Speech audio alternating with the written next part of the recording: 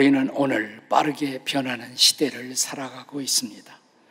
따라서 복음 선교의 방법도 다양하게 전개될 필요가 있습니다. 전에 없던 방법론을 새롭게 구상해야 하고 전과 다르게 실험적인 방편으로 선교를 시도해야 할 필요를 오늘 우리는 느끼고 있습니다. 우리가 성경을 읽어보면 예수님 이후에 가장 위대한 선교사가 있다면 그것은 아마도 바울 사도였을 것입니다. 바울이 없었다면 기독교의 세계화는 불가능했을 것입니다. 그리고 바울 사도는 어떤 의미에서 가장 창조적인 선교사였다고 할 수가 있습니다. 그는 우선 한 나라에 평생을 거주하면서 복음을 전하는 장기 선교의 방식으로 선교를 시도한 것은 아니었습니다. 당시에 가장 핫한 세계 변화의 중심이었던 소아시아를 중심으로 바울에게 알려진 세상을 4차례나 순회 여행을 하면서 단기 선교의 방식으로 그는 세계 복음화를 시도했습니다. 그럼에도 불구하고 바울의 선교는 매우 그리고 상당히 성공적이었습니다. 그는 도시 중심의 선교를 지향하므로 그의 선교가 영향을 끼치는 선교가 되도록 했습니다. 그리고 그는 또한 가는 곳마다 복음을 받아들인 사람들을 그대로 방치한 것이 아니라 그들을 모아 교회가 되게 하는 일종의 교회 개척 선교, Church Planting 미션을 수행했습니다. 그리고 중요한 것은 이런 모든 선교를 그는 자기 혼자 시도한 것이 아니라 함께하는 동력자들과 일종의 팀 선교를 시도했다는 것입니다. 오늘의 본문은 바울 사도가 골로새 교회를 향해서 보낸 일종의 선교 편지라고 할 수가 있습니다. 골로새 교회는 바울이 직접적으로 세운 교회는 아니었습니다. 그런데 바울이 그 당시 소아시아의 가장 중요한 도시였던 에베소에서 3년을 머물며 선교를 할 때 저 골로새 출신의 한 사람이었던 에바브라라는 청년이 에베소까지 와서 바울 사도에게 복음을 듣고 바울의 제자가 되어 그는 자기의 고향인 골로새로 돌아가 거기에 교회를 세우게 되었던 것입니다. 그런데 이 골로새라는 도시는 그 옆에 있었던 당시의 중요한 라오디케아라는 도시, 그리고 그 옆에 있었던 히에라폴리스라는 온천 도시와 삼각형을 이루고 있었어요. 네, 골로새, 라오디게아, 히에라폴리스. 이 삼각형을 이루고 있던 세 개의 도시는 소아시아 전체적으로 영향을 끼치는 중요한 지역이었던 것입니다. 이런 도시들의 복음화가 소아시아의 복음화의 척경임을 알았던 바울은 바로 이 골로새 교회를 향해서 선교 편지를 씁니다. 그때 바울은 로마의 감옥에 있었습니다. 그럼에도 불구하고 그는 골로새 교회를 향해서 이 편지를 쓴 것입니다. 이제 오늘 본문의 12절과 13절의 말씀을 함께 읽겠습니다. 같이 읽습니다. 시작. 그리스도 예수의 종인 너희에게서 온 에바브라가 너희에게 문안하느니라. 그가 항상 너희를 위하여 애써 기도하여 너희로 하나님의 모든 뜻 가운데서 완전하고 확신 있게 서기를 구하니 그가 너희와 라오디게아에 있는 자들과 히에라폴리에 있는 자들을 위하여 많이 수고하는 것을 내가 증언하노라. 그러면서 바울은 지금까지 그의 선교가 가능할 수 있었던 중요한 이유는 바로 에바브라 같은 사람, 그리고 그 밖에 동력자들의 수고가 있었기 때문이라는 것을 치하하고 싶어 했던 것입니다. 우리는 여기에서 바울이 당시에 시도했던 창조적 선교의 실체를 들여다볼 수가 있습니다. 우리 시대에도 여전히 필요한 창조적 선교를 위해 바울에게서 배워야 할 창조적 선교의 헌신과 지혜는 무엇일까요? 그 첫째는 시간과 몸을 들여요 헌신할 수 있어야 한다는 것입니다. 한번 따라서 하십시다. 시간과 몸을 들여 헌신합시다. 자, 옆에 뒤에 있는 사람에게 다 같이 시작. 시간과 몸을 들여 헌신합시다. 우선 본문의 7절의 말씀을 함께 같이 읽도록 하겠습니다. 시작. 두기고가 내 사정을 다 너희에게 알려주리니 그는 사랑을 받는 형제요 신실한 일꾼이요 주 안에서 함께 종이 된 자니라. 여기 두기고 씨가 등장합니다. 여러분, 한국에도 두 씨가 있죠? 제가 좋아하는 장로님 가운데 두상달 장로님이 계세요. 두기고 씨가 여기 등장합니다. 바울은 그를 사랑하는 형제라고 신실한 일꾼이라고 말합니다. 도대체 그는 어떤 사역자였을까요? 우리가 성경에 보면 우리는 이 사람 두기고가 설교했다 이런 거 찾아볼 수 없어요. 기적을 행했다 이런 기록도 찾아볼 수 없습니다. 그런데 바울 사도가 편지를 써서 어떤 교회에 전달하는 과정에서 늘 두기고가 등장한다는 것입니다. 그는 일종의 서신 전달자, 요즘 우리가 쓰는 말로 말하면 배달의 일꾼, 두기고는 바로 그런 사람이었던 것입니다. 본문 7절에서 본 것처럼 골로새 교회를 향해서 보내는 편지, 바울이 로마의 감옥에서 지금의 투르키아, 이 골로새를 향해서 보내는 편지도 두기고를 통해 전달되었던 것입니다. 우리가 에베소서 6장 21절에 보시면요, 바울이 에베소 교회를 향해서 편지하면서도 나의 사정을 두기고가 그 모든 일을 너희에게 알게 하리라. 다시 말하면 에베소서도 두기고를 통해 저 로마의 감옥으로부터 에베소로 전달될 수가 있었던 것입니다. 그런가 하면 디도서 3장 12절에 보면 바울이 크레타라는 지중해의 섬이 있어요. 지금도 아주 큰 섬입니다. 크레타. 성경에는 그레데, 크레타 섬이에요. 바울이 여기서 선교한 다음에 바울 다음에 사역자로 디도 혹은 타이터스를 거기에 둡니다. 그리고 이 디도를 향한 편지를 두기고를 통해서 전달하는 것입니다. 그런가 하면 다시 디모데후서 4장 12절에 보면 바울은 이번에는 디모데에게 편지를 전달하면서 에베소에 있던 디모데예요. 또 두기고를 통해서 에베소에 있던 디모데에게 편지를 전달합니다. 그러니까 이 두기고는 에베소에 2번 이상 갔다 왔어요. 저 로마에 있던 감옥에서부터 지금 투르키아에 있는 에베소까지 2번 이상이나 왕래했던 것입니다. 지금처럼 교통이 여의치 못한 시대에 이 편지를 전달하기 위해서 이 두기고가 보냈던 시간의 소요를 한번 생각해 보세요. 지금도 쉽지 않잖아요. 이탈리아의 로마에서 투르키에 에베소까지 가는 것 지금도 쉽지 않은데 그 당시에 2차례 이상, 그리고 지중해 크레테 섬까지 얼마나 많은 시간을 바친 것입니까? 두기고 한 일은 단순하게 편지 전달이에요. 나 이것을 단순한 일이라고 생각하시면 안 됩니다. 만약 두기고가 그 일을 하지 않았었더라면 오늘 우리가 에베소서 읽을 수 있었을까요? 골로새서 읽을 수 있었을까요?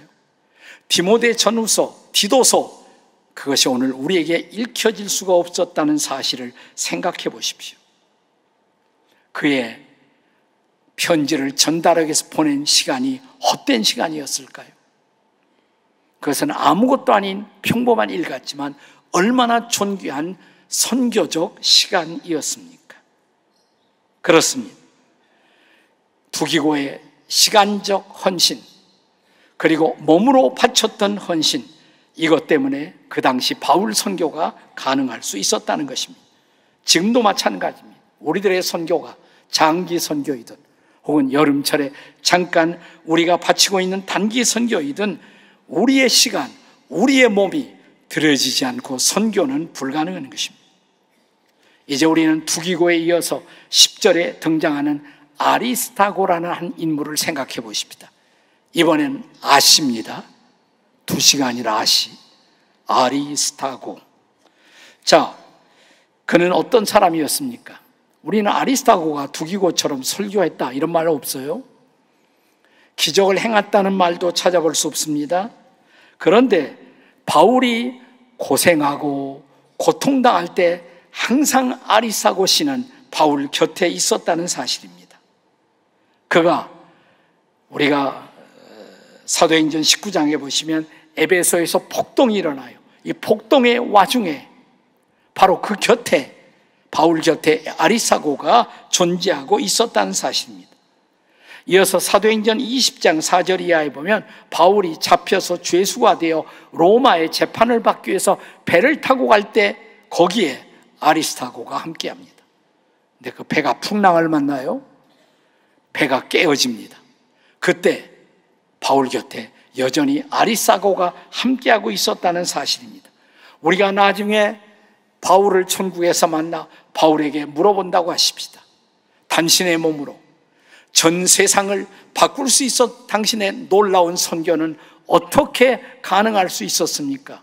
바울이 말할 거예요. 아니에요. 제가 한 것이 아니에요. 나는 선교하다가 너무나 자주 선교를 포기하고 싶었습니다. 너무 힘들었기 때문입니다. 하지만 그때마다 나를 일으켜 세운 것, 나에게 용기를 준 사람, 여기 아리스타고, 두기고 이런 형제들이 없었다면 내 선교는 가능하지 않았을 것입니다. 그렇습니다. 이런 동력자들의 선교 때문에 바울의 선교는 가능할 수 있었다는 것입니다. 그 동력자들은 시간으로 몸으로 선교에 동참했던 것입니다. 우리가 저 유명한 로마서를 읽어보면 로마서를 두 편으로 나눌 수가 있어요. 제1부 1장부터 11장까지 교리죠. 교리의 핵심은 어떻게 죄인이 의롭다함을 받을 수가 있는가. 정답은 오직 그리스도를 믿음으로. 그리스도를 믿음으로 의롭다함을 받은 사람은 어떻게 살아야 하냐? 로마서 12장부터 마지막 장까지 그리스도인의 라이프, 크리스찬의 삶과 미션을 말하는 12장이 시작되는 12장 1절, 너무나 잘 아는 말씀이죠. 같이 읽어보실까요? 로마서 12장 1절 시작. 그러므로 형제들아 내가 하나님의 모든 자비하심으로 너희를 권하노니 너희의 몸을 하나님이 기뻐하시는 거룩한 산제사로 드리라. 이는 너희의 드릴 영적 예배니라. 우리의 몸이 드려지지 않고는 크리스천 라이프는, 크리스천 미션은 수행될 수 없다는 것입니다. 몸과 함께 시간을 바쳐야 하겠죠. 창조적 선교는 시간과 몸을 드리는 헌신으로 시작되는 것입니다. 바울의 창조적 선교 두 번째 요소는 은사와 재능을 들여 헌신했다는 것입니다. 한번 따라서 하십시다. 은사와 재능을 들여 헌신합시다. 자, 옆에 사람 쳐다보고 같이 시작. 은사와 재능을 들여 헌신합시다. 자, 바울이 로마서 12장에서 먼저 너의 몸을 산제사로 드리라. 이것이 크리스찬 라이프라고, 이것이 크리스찬 미션이라고. 근데 몸을 들여 어떻게 헌신해요? 자, 12장 이제는 6절을 보겠습니다. 로마서 12장 6절 시작. 우리에게 주신 은혜대로 받은 은사가 각각 다르니 혹 예언이면 믿음의 분수대로. 내가 너희들에게 베푼 은사를 가지고 나를 섬겨라 이 말이에요. 은사를 따라 섬겨라.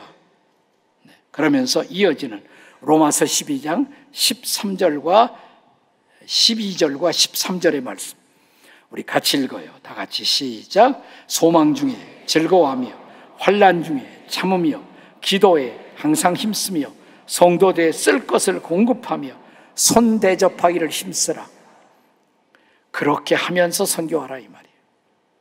여기에 기도하면서 잘 섬기면서 대접하면서 선교하라 이 말이죠. 여러분, 여기 우리가 섬기고 선교할 때 기도도 중요한 선교의 한 자원입니다. 이 기도는 영적 은사라고 말할 수가 있죠. 기도라는 영적 은사를 통해 바울을 돕고 선교했던 사람, 그 대표적인 사람이 오늘 본문에 등장하는 에바브라였던 것입니다. 자, 12절의 말씀, 본문 12절 다시 읽어요. 시작. 그리스도 예수의 종인 너희에게서 온 에바브라가 너희에게 문안하니라. 그가 항상 너희를 위하여 애써 기도하며 너희로 하나님의 모든 뜻 가운데서 완전하고 확신 있게 서기를 구하나니. 저는 에바브라는 일종의 중보 기도자라고 생각해요. 중보 기도, 영적 은사 중에 하나죠. 우리가 직접 선교지에 못 나갈 때 기도하면서, 중보 기도하면서 선교에 동참할 수가 있잖아요. 그는 로마의 감옥까지 와서도 골로새 교회 성도들을 위해서 늘 기도하면서 기도로 사역에 동참하고 있었던 것입니다. 이게 얼마나 소중한 은사의 사용입니까? 근데 중보 기도가 영적 은사라면 또 우리 자연적 재능, 자연적인 기술을 사용해서 선교에 동참할 수 있죠. 그렇게 자기의 자연적 재능으로 바울의 선교를 도왔던 사람, 오늘 본문에 보면 14절에 누가 등장해요? 14절에 누가 등장하느냐면 누가가 등장합니다. 아무도 안 웃네. 누가 등장하면 누가가 등장한다니까. 누가복음은 누가 기록했습니까? 누가가 기록했어요. 누가의 직업은 뭐예요? 의사예요, 의사. 예, 의사는 기술이죠, 일종의. 자연적 재능, 자연적 기술이에요. 근데 선교에 얼마나 좋은 수단입니까? 여러분, 바울 곁에 누가가 있었다, 의사가 있었다. 바울에게 얼마나 도움이 많이 됐을까요? 바울은 육체의 병을 짊어지고 산 사람이에요. 내 육체에 가시가 있었다. 내가 3번씩 가시가 옮겨지도록 기도했다. 그런데 그 병이 그대로 있었어요. 그런 바울에게 곁에 의사 누가가 동행했다, 함께 있었다. 얼마나 힘이 됐을까요? 그러니까 바울은 누가를 말할 때마다 그냥 말하지 않아요. 사랑받는 의사 누가, 이렇게 말합니다. Beloved Doctor Luke, 사랑받는 의사 누가. 여러분, 이 의료가 선교에 얼마나 실제적으로 도움이 많이 됩니까? 우리가 이렇게 여름철 선교 해외 갈 때 꼭 한의사님, 의사님들 이렇게 동반하고 하는데 참 귀한 도움이 많이 돼요. 여러분, 한국 처음 선교의 문을 열 때도 의료가 얼마나 큰 도움이 되었습니까? 고종 황제 시절에 우리나라의 본격적인 선교가 시작되잖아요. 고종은 선교의 문을 열지 않았어요. 그런데 고종 황제에게 선교의 문을 열기 위해서 일본의 기독교 지도자들이 일본에 와 있던 미국 선교사가 한국의 고종 황제 시절에 와서 고종을 만납니다. 선교를 허락 안 하는 것을 알고 그러면 이 나라의 의료의 도움을 저희가 베풀고 싶습니다. 또 교육적인 도움을 베풀고 싶습니다. 그래서 고종의 윤호를 받아요. 윤호를. 의료와 교육, 그건 해도 좋다. 그래서 학교를 시작하고 의료 사업을 시작해요. 병원을 시작해요. 그래서 이 땅에 처음으로 세워진 병원, 혹시 이름을 아시나요? 네? 제중원이라고 합니다. 광해원이라고도 말했어요. 제중원. 네. 조그맣게 시작을 했어요. 근데 나중에 환자들이 많이 오니까 크게 병원을 넓힐 필요가 있었을 때 세브란스라는 이름을 가진 사업가가 막대한 지원을 했어요. 그때 이름을 바꿉니다. 제중원이 세브란스로. 혹시 세브란스 모르는 분 있습니까? 그건 다 아시죠? 네. 그래서 선교가 시작돼요. 네. 처음에 서울역 앞에 있다가 나중에 신촌으로 가죠. 네. 여러분, 그래서 시작된 의료 선교가 아니었다면 이 땅에 복음의 문이 쉽게 열리지 못했을 거예요. 자, 이런 영적 은사, 또 의료와 같은 자연적 재능, 얼마나 필요한 선교의 도구인지요. 물론 영적 은사와 자연적 재능은 우리의 직업의 도구도 되지만 동시에 선교의 도구가 될 수가 있다는 사실. 그렇다면 중요한 것은 뭡니까? 여러분에게 어떤 은사가 있습니까? 여러분에게 어떤 재능이 있습니까? 내게 이런 은사와 재능이 있다는 것이 중요한 것이 아니라 내게 주어진 은사와 재능이 하나님의 나라를 위해 사용되고 계십니까? 자, 바울의 창조적 선교. 오늘 본문이 가르치는 세 번째는 함께하는 팀워크를 통해 헌신할 수 있었다는 것입니다. 따라서 하십시다. 함께하는 팀워크로 헌신합시다. 옆에 사람에게 시작. 함께하는 팀워크로 헌신합시다.